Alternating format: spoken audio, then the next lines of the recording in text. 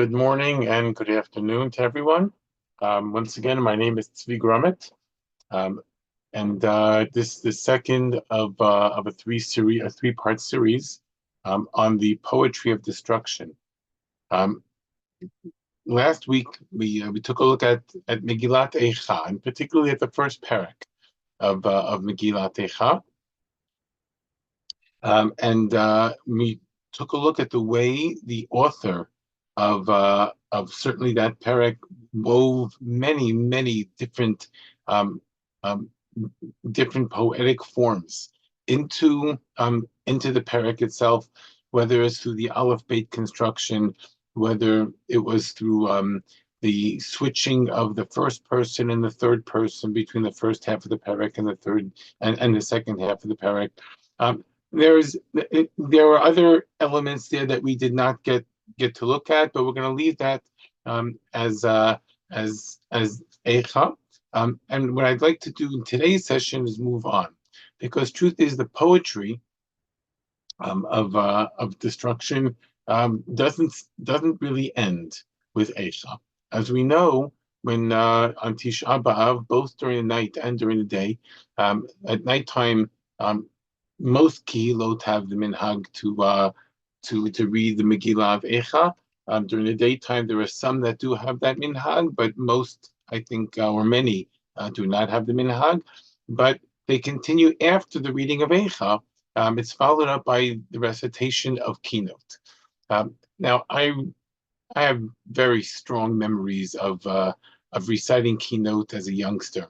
I would as a preteen or a teen, and we would be sitting in shul, and they took out these books, these little pamphlets, that things printed on them, more words than I ever imagined. People mumbling through them, and in an hour and a half, they got through the whole thing. I got through maybe 10%. As they rushed through it, and that was my experience of the keynote. As the years went on, I was exposed to other minhagim about saying the keynote, and I recall very powerfully hearing Rav Soloveitchik one time. I was fortunate to hear him one time. Rav Soloveitchik started a custom in which he would say keynote in the morning, start in the morning in his shul in Boston, and he would say the keynote but explain them and give shiurim on the keynote themselves, going throughout the day, and throughout the day, literally from the morning until it was time to daven mincha. And they would say all the keynote. One of the things that he spoke about with a tremendous amount of passion was the fact that growing up in Europe, so the keynote were printed on this flimsy paper, and after Tisha B'av, they would gather them all together and put them into gniza. We're not going to need them again. And the next year they would, when inevitably they needed them again, they would take them out of the geniza and bring them out. So they had these things that were falling apart over the course of many years. And he bemoaned the fact that people were starting to publish books of keynote that had nice translations and with nice layout in them, and hardcover meant to last for many years. The great irony, of course, is that his own commentary on the keynote was eventually published in a hardcover book, published by Koren. They put this out a number of years ago. The Rabbi Joseph Soloveitchik, Eicha and Keynote. I'm not sure that he would be so happy about joining that illustrious group of people who are published in hardcover on Keynote. But anyway, over the course of the years, I've had opportunities to learn with a number of people. There was one time with Rav Soloveitchik. I learned for a number of years with Rabbi J.J. Schachter, and that sort of inspired me to spend my own time and doing my own investigations of the keynote. So what I thought we would do in today's session, we have two sessions. What I thought we would do in today's session is take a look at the keynote from that are recited at nighttime. There is a very small list. It's 5 keynote that are recited at nighttime. On most years, it's actually only 4. One of them is said only when Tisha B'Av comes out on a Motzei Shabbat. So I'd like to look at some of those, and again to look at them through the eyes of the poetry and what the poet is actually trying to accomplish. I'd like to take a look at 3 of those in today's session.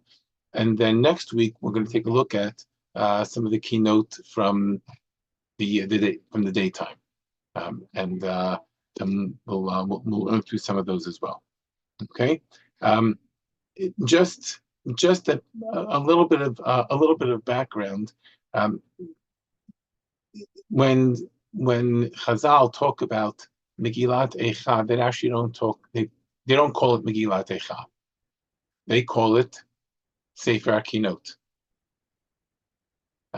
That was their original name. Lamentations, literally lamenting something that happened, and what began to happen over the course of time, and we know this from the Mishnah. The Mishnah speaks about the fact that over the course of time, we associate Tisha B'Av with the destruction of the Beit HaMikdash, but then became associated with this destruction of 2 Batei Mikdash. And then there were other things that got added in over the course of time. Chazal identify 5 things that happened on Shiva Asar B'Tammuz, and 5 things that happened on Tisha B'Av. And of course, post Chazal, there were other events that got sort of added on to there. One of the most famous is the expulsions from Spain in 1492. We know this from the personal testimony of Yevar Ben-El, that the date for the expulsions from Spain, the final date for the expulsion, was Tisha B'Av, and he writes about it. So over the course of the years, many tragedies have been dumped onto Tisha B'Av, even if they didn't actually happen on Tisha B'Av, but they got dumped onto Tisha B'Av. And Tisha B'Av became a day for mourning multiple tragedies, regardless of when they happened in the course of the year. So that we have keynote that were written, for example, for the Crusades, keynote that were written for the burning of the Talmud in Paris, keynote for the Khmelnytsky massacres. There were keynote over the course of the last 50 years. There have been keynote written for the Shoah. Some of them have actually been published in some of the books, but there's actually a much more extensive collection of keynote that were written for the Shoah that is not as well known. And people actually started, even in the course of the last few months, people have started writing keynote for the massacre and the tragedy of October the 7th. I happen to be holding one of those in my hand, one that was written very, very recently. Maybe we'll have a chance to take a look at it, not today, but next week. So keynote became a collection of lots and lots of elegies that had been written, lamentations that had been written over the course of the years. The earliest of the keynote were written by Rabbi Lazar HaKalir, and we'll speak a little bit more about him next week when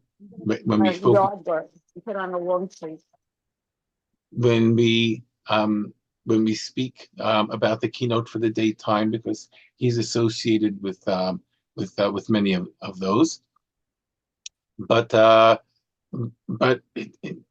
it's good to know that what we have is a collection, and it's a living collection, meaning some of them got published in hardcover and soft cover and whatever it is.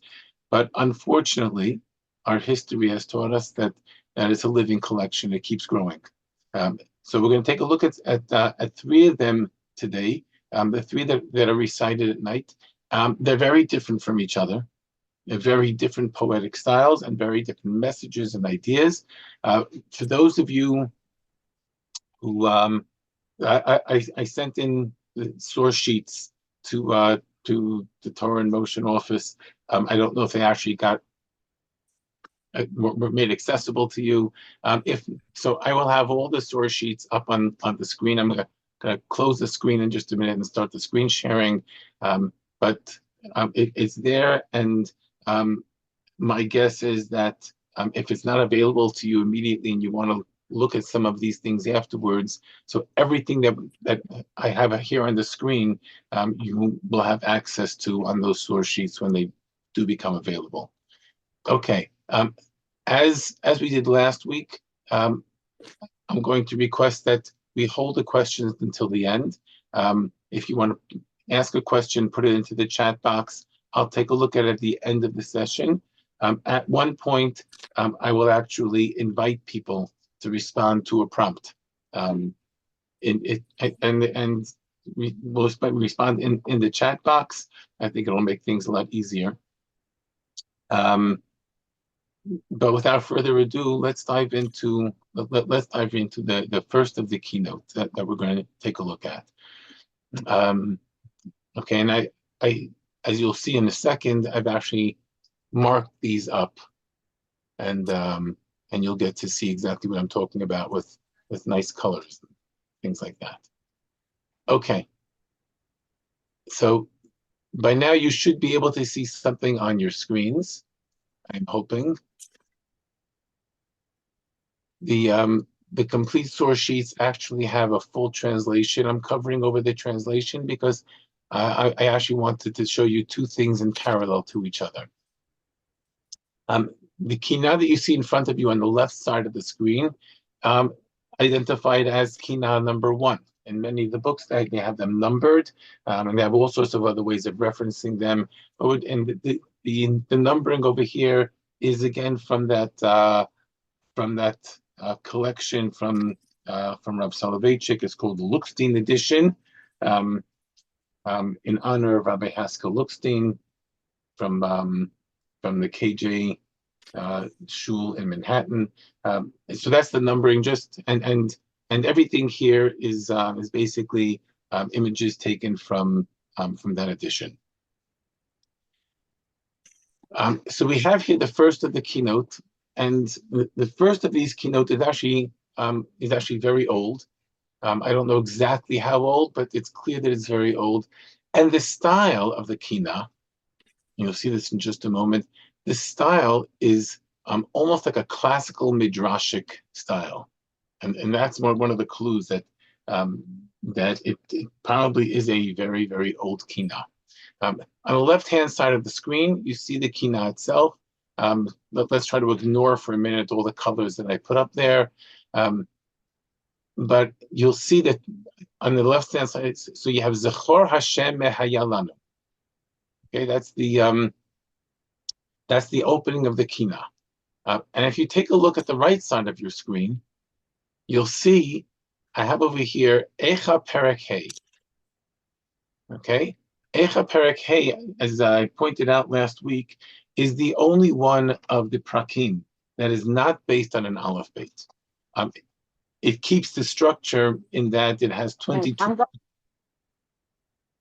Okay, and I'm gonna just ask that for people to mute themselves, so we don't have unfortunate accidents over here. So this is the fifth parak of Eicha, and if you take a look at the first line of the kina, and this is the first kina that's recited at night, meaning immediately after finishing reading Megillat Eicha, Zechor Hashem Mehayalanu. And if you take a look at the right-hand side of the screen, you'll see that it says exactly the same words, Zechor Hashem Mehayalanu. And that gives us a clue as to what this kina is already beginning to do. Okay, so what I'd like to do is And we'd like to start by just reading that the first two lines of the Kina. Zechor Hashem mehayalanu. Oy. That word oy is the midrash. It's a midrash on Megillat Eicha itself. So that the Kina starts, we just finished the fifth parak, I'm going to start reading it again. But now I'm going to start reading it not as a recitation. Now I'm going to start reading it as something I'm actually saying because I feel it from the inside. And the first word that we hear coming out of the author's mouth, this is the poetry. Zechor Hashem hayalanu, and he can't even finish the sentence. Oy.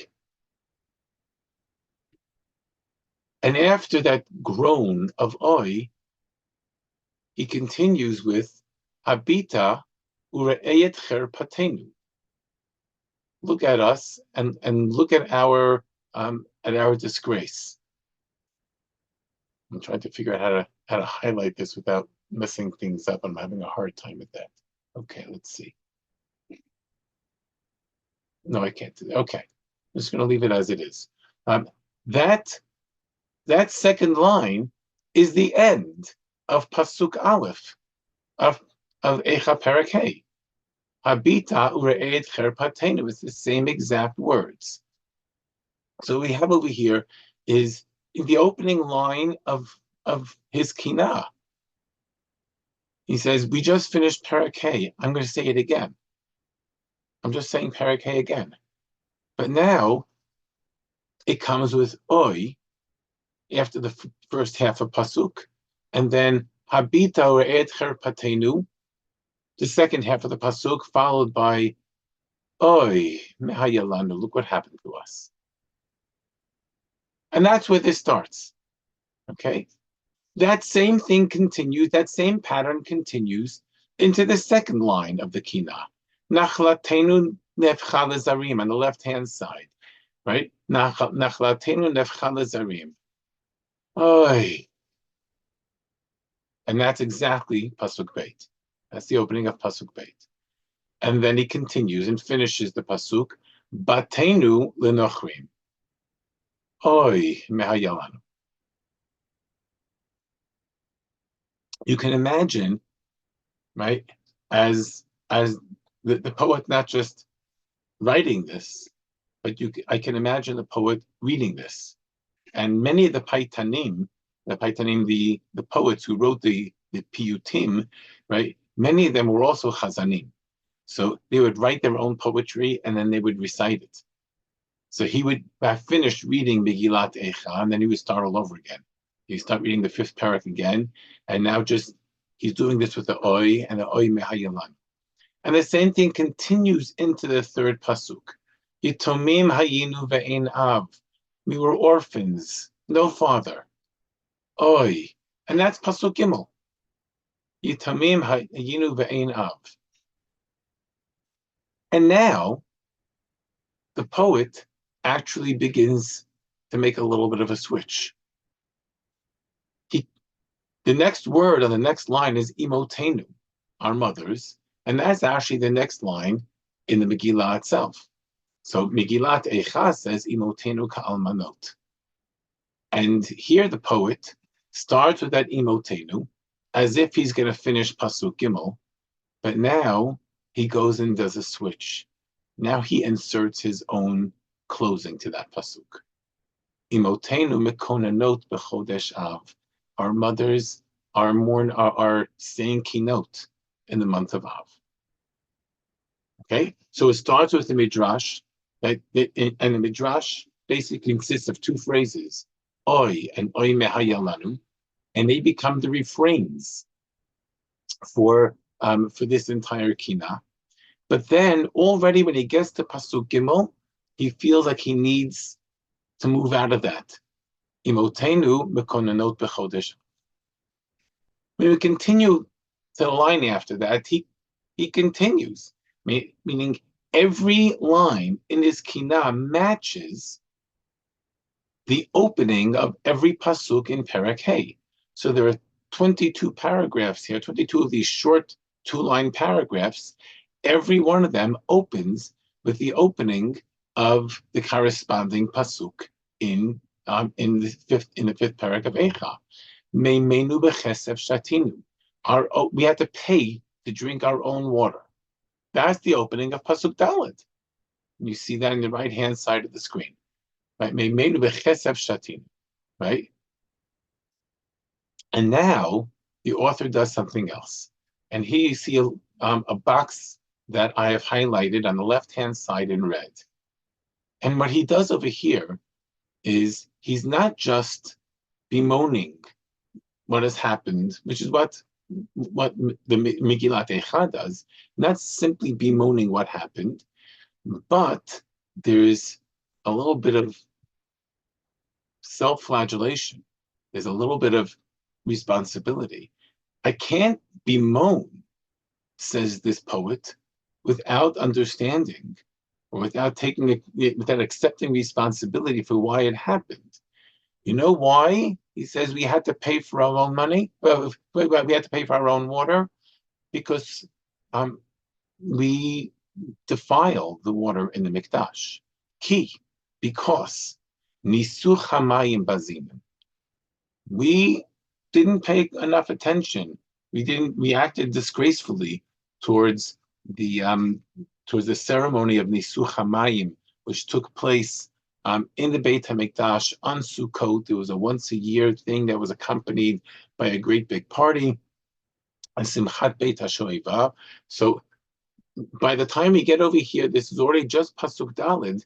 The author started his midrash by simply going line by line and inserting the ois.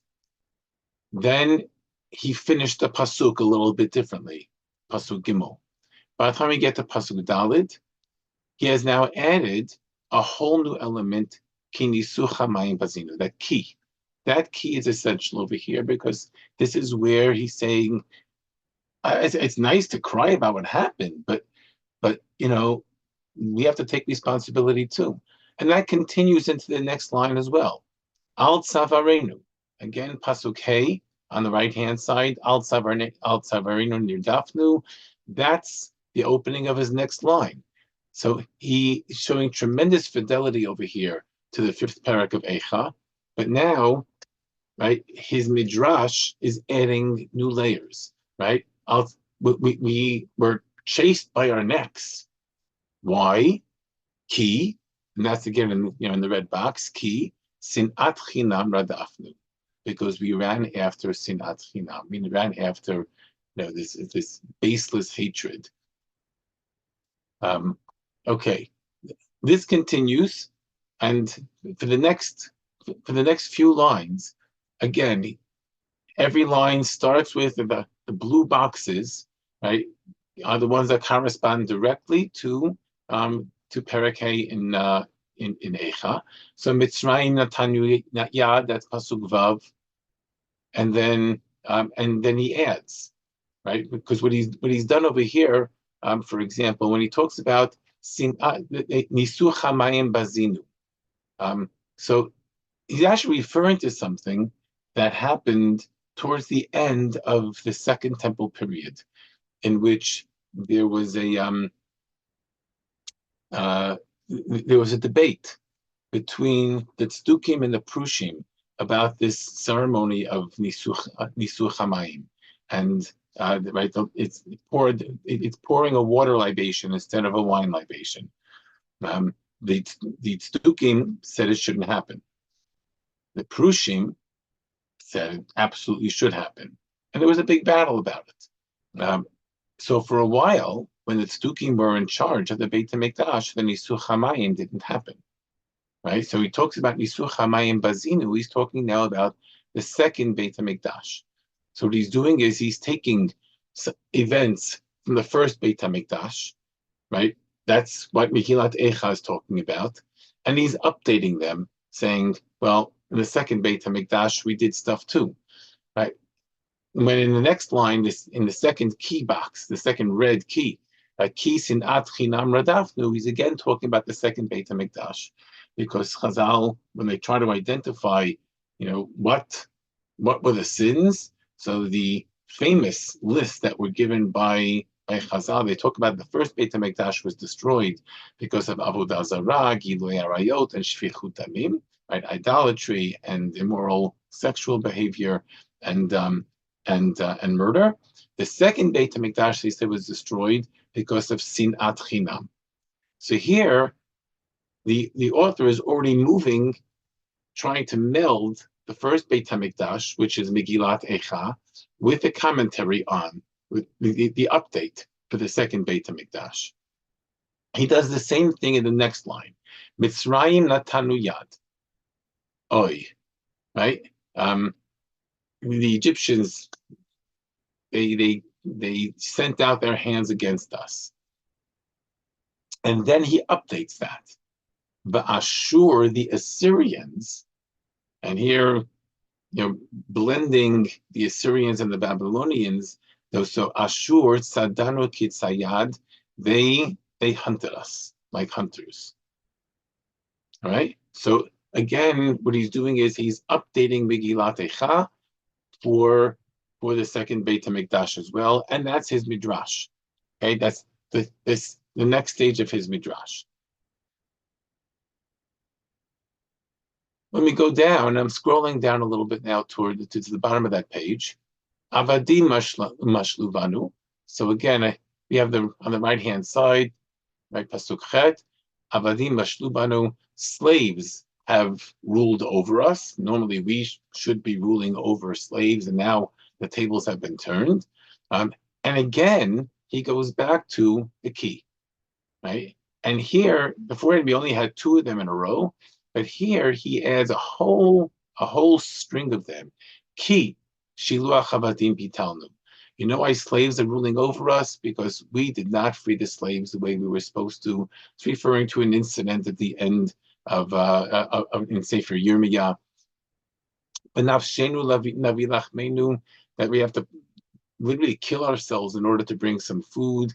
Why? Ki kafatznu me'an yadeinu, because we held back food from, or we held our hands tight when the Aniyim came. And these keys continue, you can see, continues on to the next page, right? And he keeps going one by one.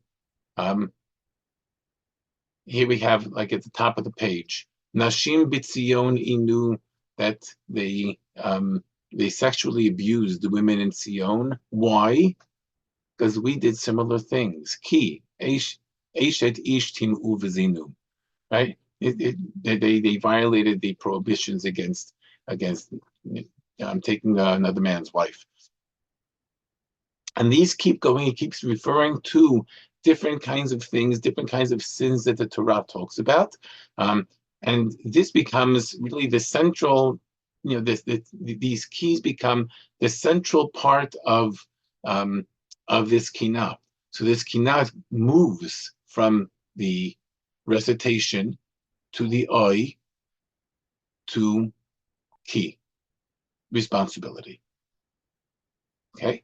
I just wanted to point out that it's fascinating that the poet over here gets the personal responsibility so quickly, and this is the first of the keynote that we say at night. The keynote in the morning are very, very different. Personal responsibility doesn't happen until you get very, very deep into the keynote of the morning, and again, we'll see some of that next week. The kina ends again with a bunch of keys, right? So he introduced the keys already by the fifth line, but now we saw that the keys that I outlined in red really form the bulk of the center of the kina, and the closing of the kina takes us to a different place altogether.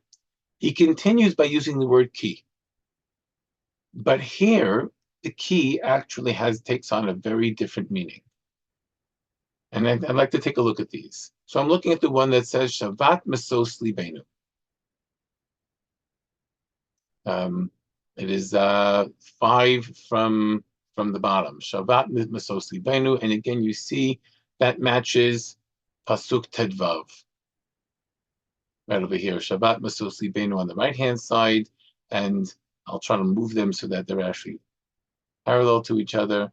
And he had the Shabbat, the equivalent of that on the left hand side, Shabbat Mesos Libenu.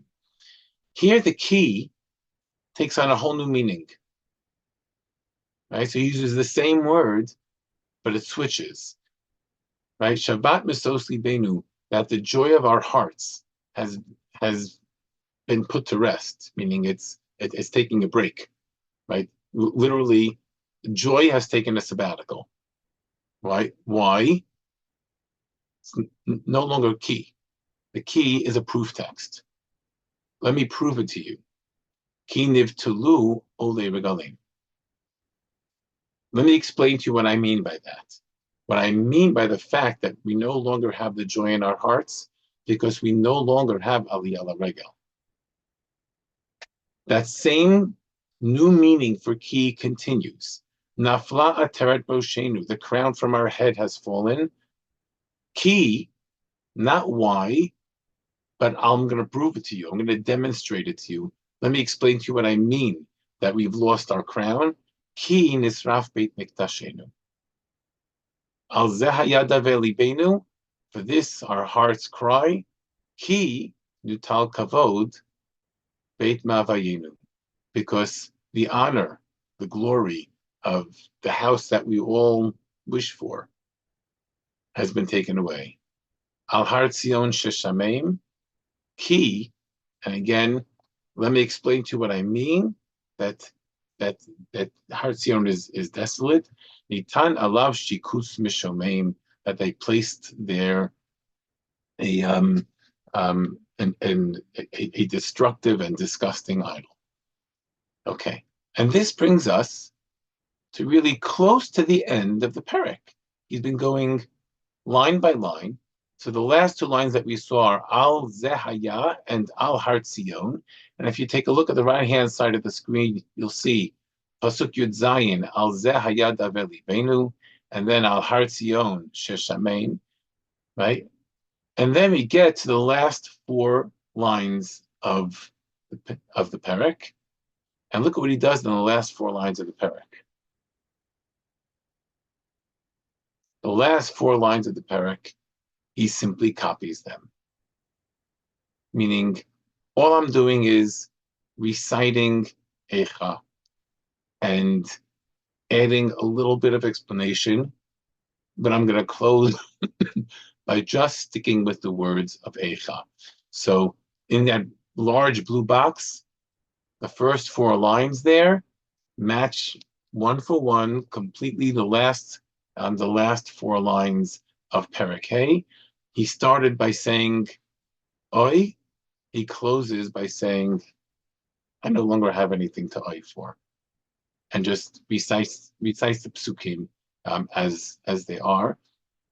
So this is a midrash that builds on Eicha and then just concludes with back to Eicha.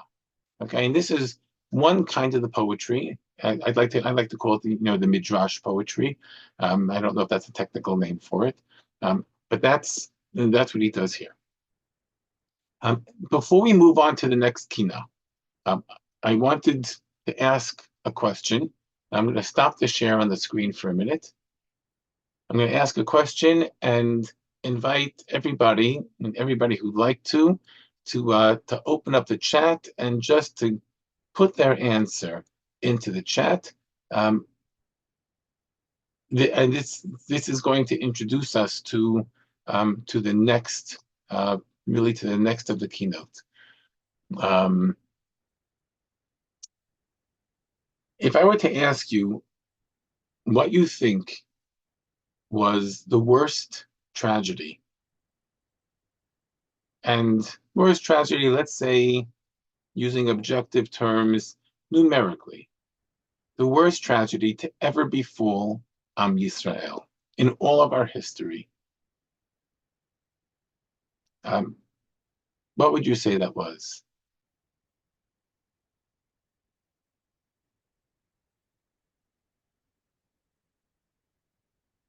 the Holocaust. Okay, so I see a number of people have written the Shoah. See Kurban Habayit.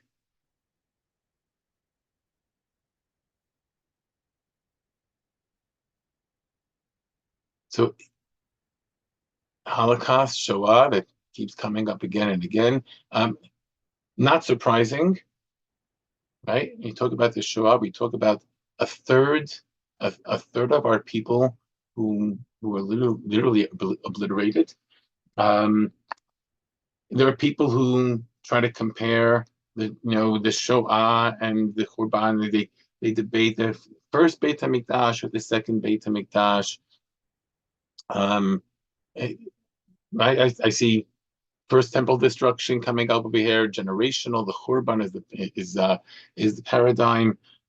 It turns out that if we speak um, purely in numerical terms, there was a tragedy that was greater than the destruction of the first Beit HaMikdash, greater than the second Churban, numerically worse than the Shoah. And shockingly, it is not in our consciousness at all. Um, Churban Habayit has a day and a lot of literature devoted to it. The Shoah in modern times has a day and a lot of literature devoted to it. And this other event that numerically was far worse than all the others doesn't have a day, is not part of our consciousness. Um, I would venture to say that in all of Jewish liturgy, it is mentioned only twice. And the twice that it's mentioned are buried in the keynote of Tisha B'Av. So I like one of those keynote is one that we say at nighttime on Tisha B'Av, and um, and I see that someone actually referred to this, and that is the destruction of the northern kingdom. 135 years before the destruction of the Beit HaMikdash and the kingdom of Yehuda, the northern kingdom was exiled. We talk about the 10 lost tribes. So if we want to talk numerically, we're talking somewhere in the range of 80% of our people. And they are not in our consciousness, and the destruction of that is not present in our consciousness. What's interesting is that the author of Sefer Malachim devoted a very long parak to mourn for the destruction of the northern kingdom. Much more, he gave that much more real estate than the biblical real estate than he gave to the destruction, or certainly to the mourning of the destruction of the Beit HaMikdash and the kingdom of Yehuda, which is really striking, considering that according to Chazal, it was Yirmiyahu Hanavi. So Yirmiyahu Hanavi, the same one who wrote Eicha, and the same one who tried preventing Churban Habayit, and was unsuccessful, devoted his entire life and suffered tremendously because of it. That according to Chazal, he's the one who mourned the destruction of the northern kingdom even more than he mourned the destruction of the kingdom of Yehuda. I once I became aware of this about 5 or 6 years ago, I never ceased to be amazed at how the destruction of the kingdom of Israel really has no place in our consciousness. It's not mentioned. We don't do anything about it. I understand why that happened. And yet, despite the fact that I understand why that happened, I think it's worthwhile devoting some time to focusing on that. And that's exactly the topic of the next keynote. So I'd like to go, and I'm going to again share share my screen with you, and we're going to learn a kinah that speaks specifically about that. I venture to say that this kinah, and we're about to see it in a minute, just as soon as I adjust my screen so we can get an English translation up here as well. This kinah is one of what I would call, in contemporary terms, the most Jewish of kinot. And what I mean by that is that the kinah is written as a dialogue, or actually a debate, between two cities. One city is Shomron. Shomron was the capital of the kingdom of Israel, the last capital, and Yerushalayim, the capital of the kingdom of Yehuda. And the debate basically is who suffered more. And I can imagine two old people sitting and talking to each other. You wouldn't believe what happened to me. And the other one says, oy vey, that sounds terrible. But once you hear what happened to me, right? The back and forth there, it's the way I imagine, typical Jewish conversations over the years. Oh, my suffering was worse. No, your suffering was bad, but mine was so much worse. Okay, this is the kinah. The kinah is the debate between Yerushalayim and Shomron as to who suffered more. Okay, they're given nicknames. Nicknames are based on Yechezkel, where Yerushalayim is called Aholiva, and I've highlighted Aholiva in green. They have the green boxes, and Shomron is called Aholah. Okay, obviously they're similar. Aholah meaning the tent, and Aholiva meaning my tent is there, right? Meaning God's saying my tent is there, meaning the Beit HaMikdash. So Yerushalayim is Aholiva, and Shomron is Aholah. And let's just take a few minutes to read through, just slowly. And this is the poetry here. This is the poetry of personification, similar to what we saw in the first parak of Eicha. And here is the author is giving voice to two cities, and the two cities are talking. All right, and here we go. This kinah was written, I believe, by Rav Shlomo ibn Gevirol. Shomron kol titenim, right at the top of the page. Okay, and you should have the English translation right parallel to it. Shomron kol titein mitzauni avonai. Shomron cries out, my sins have caught up with me. Le'eretz acheret yitzauni vanai. They took my children, and they've been exiled to a foreign land. V'aholiva tizak. Aholiva cries out, nisrifu armonai. My palaces have been burnt. Vatomer Tzion azavani Hashem. And Zion cries out that God has abandoned me.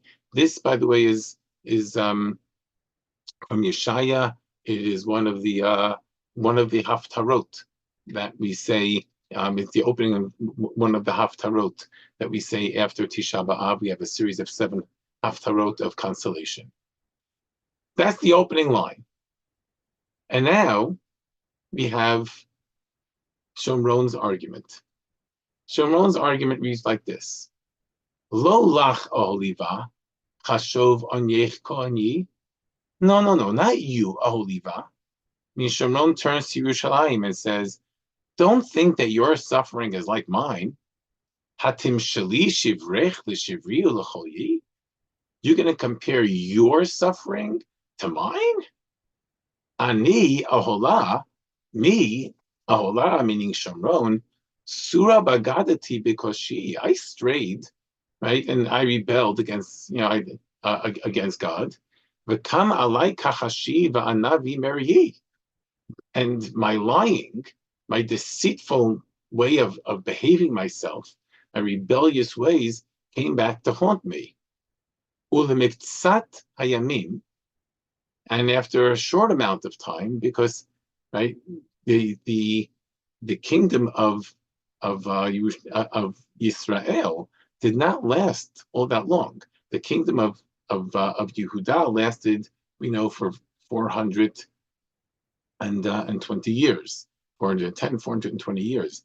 The kingdom of Israel wasn't founded until about 80 years after the kingdom of Yehuda, and was destroyed 135 years beforehand. So the length of its time that it actually stood was only about half. So he says the miktzat hayamim, after only a short amount of time, shilamti neshia, I had to pay off my debt. Vitiglat pileser, and the Assyrian king achalet piri came and devoured my fruit, my children. Chamudotai hipshit, he took all of my treasures. He stripped me bare of all my treasures. V'itzilat edi, took all my jewels. V'lachalach v'chavor, those are names of two cities that we know were important stops on the way towards the Assyrian exile.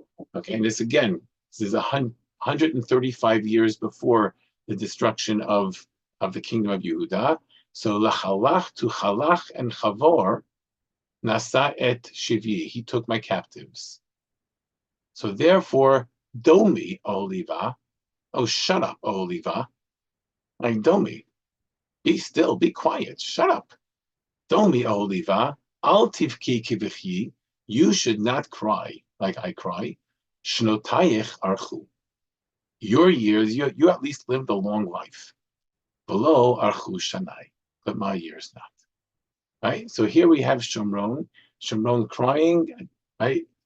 I didn't get to be around that long. I paid the price. I died at a very young age. And then we have the refrain from that we saw up above. What would Oliva's Yerushalayim's response be? Olivati's aklis refuah mornai, but my palaces were burnt. And now we get to the second key paragraph. The second key paragraph is Oliva's real response. This is the extended response. Mishiva Oliva. This is where Oliva Yerushalayim responds. Ani Kena Akashti. Yes, I too was very stubborn. Uva aluf nu'urai ke'olah bakadati. And like you, Aholah, I also rebelled against the champion of my youth, right? The love of my youth. But Domi, Aholah. But you, Aholah, should shut up. And here you see what's interesting is that using the same exact word, I highlighted it in red. I underlined it in red. But Aholah said that to Aholiva, and now Aholiva is saying that back to Aholah. You told me to shut up? No, you're the one who needs to be quiet, right? This, by the way, is really interesting because it actually mirrors something that comes up in Shir HaShirim, where in Shir HaShirim you basically have two star-crossed lovers, and what happens is one describes the other using incredibly superlatives and wonderful terms, and then soon afterwards you find the second one describing the first one using terms that are very, very similar. So here you have the parallel to that, right? That was in a love story, and here we have in a competition for who suffers more, right? So here, whereas Aholah had said to Aholiva, Domi, you be quiet. Now Aholiva says back, no, you be quiet. Ki yigoni zacharti. Now I remember my anguish, or I'm remembering my anguish. Nadadati atachat. You went into exile once. Rabot nadadati, but I went into exile many times. Right? Hine biyad kasdim pa'amayim nilkadati. Twice I was captured by the Babylonians. And what this is referring to is about 25 years, I don't remember the exact timing, but about 25 years before the destruction of the Beit HaMikdash and the kingdom of Yehuda, the Babylonian king came, and he had already conquered this entire part of the world. He removed the the Judean king. He took him and replaced him with with somebody else from the royal family that he thought would be loyal to him. Replaced him with somebody called Yehoiachin. Um, um, we also know him as Yechonia. Some of you may recognize that name from Megillat Esther. Right? Mordechai was a descendant of those who were exiled, Asher Hogla, Asher Hogla Nebuchadnezzar, Im Yechonia Melech Yehuda, right? Meaning he was exiled together with Yechonia. What was the story there? Nebuchadnezzar had come. He had removed the Judean king. He placed Yehoiachin in charge. And presumably Yehoiachin was supposed to be loyal to him. But after a number of years, because of Yehoiachin's own reasoning, including a lot of internal politics, Yehoiachin decided that he was no longer going to be loyal to Nebuchadnezzar. So Nebuchadnezzar came and he took the entire royal family and the entire cultural elite. Anybody who had money, anybody who had power, anybody who was close to the ruling authorities, he took them all en masse and carted them off to Bavel and left behind the poor people, left behind those who are not politically connected, left behind those who didn't have any kind of power or authority. And that way, they would probably be more pliable and less prepared to rebel against him. In the meantime, Yechonia and the people he took, they had gone into exile. There's a lot to talk about that exile because it wasn't a typical exile, but that's what he's referring to twice, right? So in the second large paragraph, the third line, Hinei biyad kasdim pa'amayim nilkadati. I was trapped or captured twice by the Babylonians.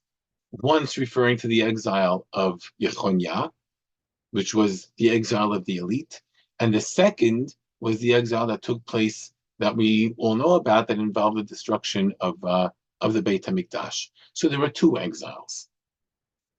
Ushviya va'aniya levavel yaradati. So I was broken and a captive and poor, and I went down to Bavel. V'nisraf hayechal asher bo nishbadati.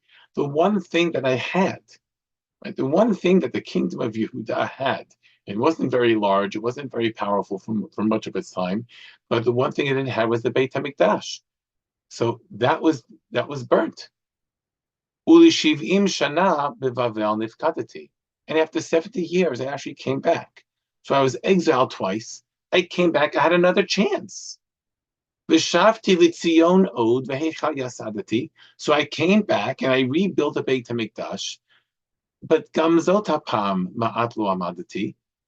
And this time also, I stood for not an inconsequential amount of time, ad lekachani edom, until the next, right?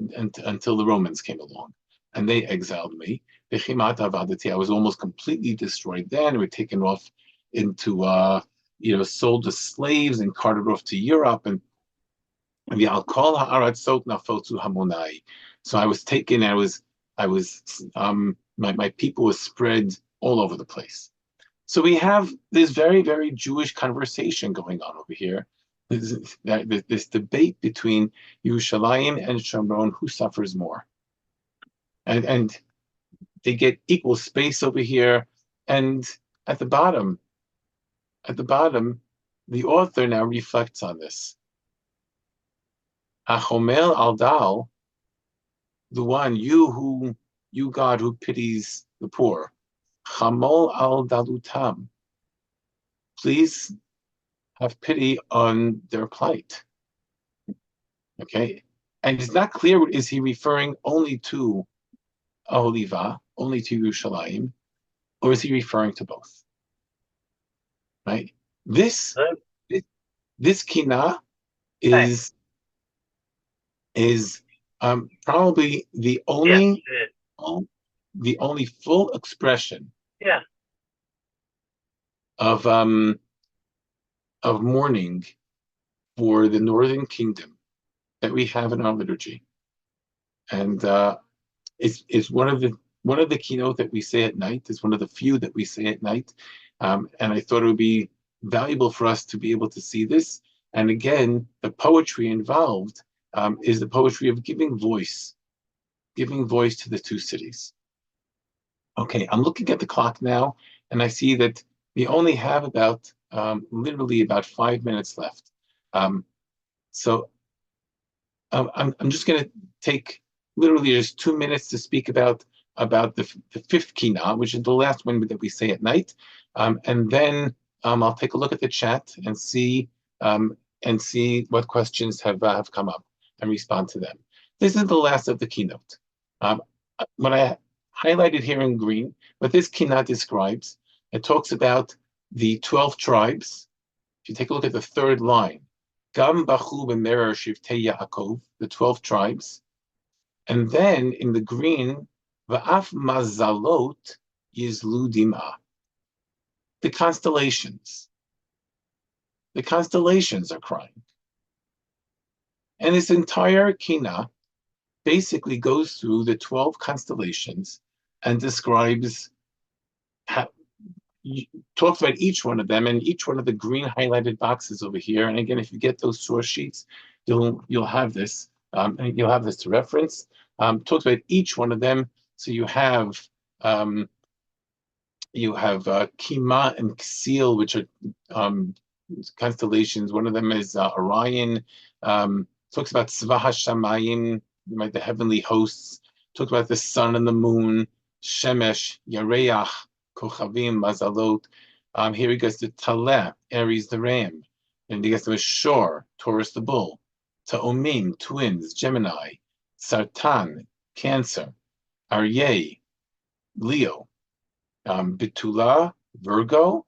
Moznaim, Libra, the scales.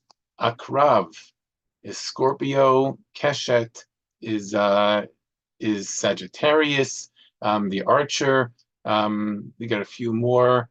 We have the water of Aquarius, Blee. We have the goat, Capricorn. And we have Dagim. Okay, fish, Pisces. So we have all the constellations over here. He talks about how the constellations are crying. The significance of this kina, again, aside from the poetry involved, there's something that goes beyond talking about the constellations, because in the ancient world, the constellations were what they were, the world. They were the universe.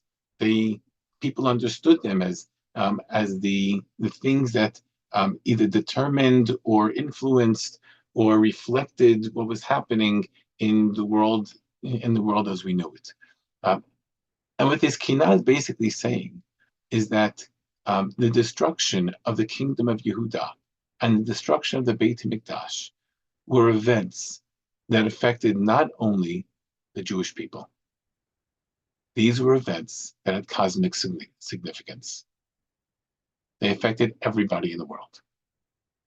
Not only everybody in the world, they affected everything in the world. The same way, it's sort of the mirror image of Kriyat Yam Suf. And one of the keynote that we say in the morning actually parallels or contrasts leaving Mitzrayim to leaving Yerushalayim. But the leaving Mitzrayim and Kriyat Yam Suf, the splitting of the sea, so the Shira that they say there actually highlights that the understanding that was an event that affected not only the Jewish people, it affected everything in the universe. It affected all the nations on the planet.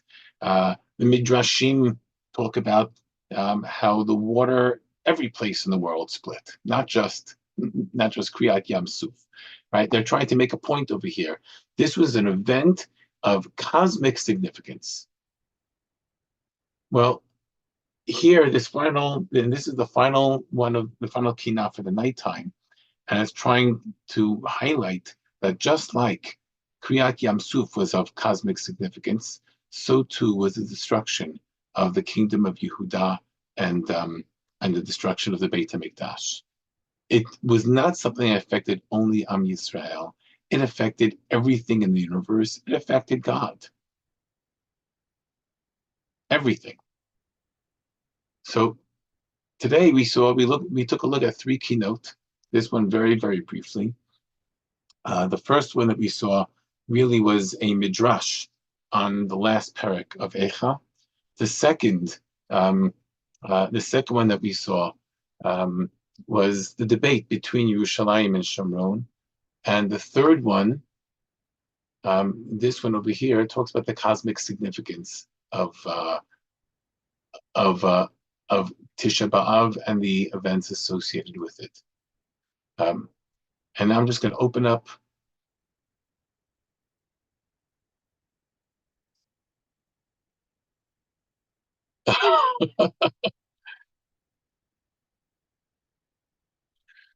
So there are three comments here at the end. Matovu Ohalecha Yaakov, is this verse of Bilam the source of the identity of Shomron? That's an excellent question. I don't know. I think that the source actually comes from Yechezkel. There's a parak in Yechezkel where Yechezkel actually, I think he was the one who first identified Aholah as a term to describe Shomron, and Aholiva as describing Yerushalayim. Was this kina written by Ibn Ezra? So I don't think we know who wrote this final kina. It's probably, at least according to the sources that I'm familiar with, it's much, much older than Ibn Ezra. I would venture to guess that it probably dates back to the Babylonian period. The Babylonian religion, Persian religion, Zoroastrianism was very, very much tied in with the constellations. Chazal and the Gemara talk about it, and it was very popular in Bavel. So if I had to guess, and it's only a guess, I would guess that this was a kina that was written in Bavel, where those influences were very, very powerful. And the last comment over here, I wish you could give this in the Knesset. I'm assuming you're talking about the debate between who's suffering more and the need for all of us. And also taking responsibility for some of the things that have happened. Yeah. It's very current. Very current. I'm going to let you, I'm going to stay away from politics. I'll let you draw your own political conclusions for each of these things. There's obviously a lot that was written a long time ago that is still very, very relevant to us today. Okay, so I went a few minutes over time. My apologies for that. And next week, we're going to focus on 2 or 3 of the keynote that we say in the morning. Thank you.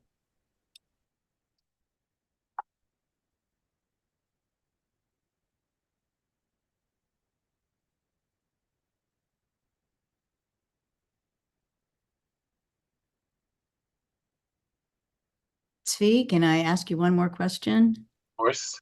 Sure. So I never realized this before, but the author of Eicha, let's say it's Yirmiyahu, he's quoting Hosea in that line of Shavat Mesot Libenu, Shavat Mesos Libenu, and then the addition of Niftelu Ole Regalenu.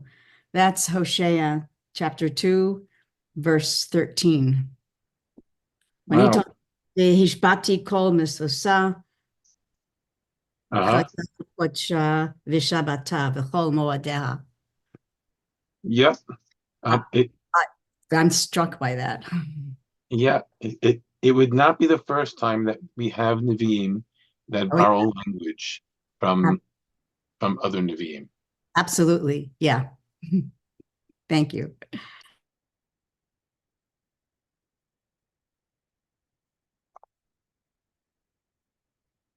Thank you.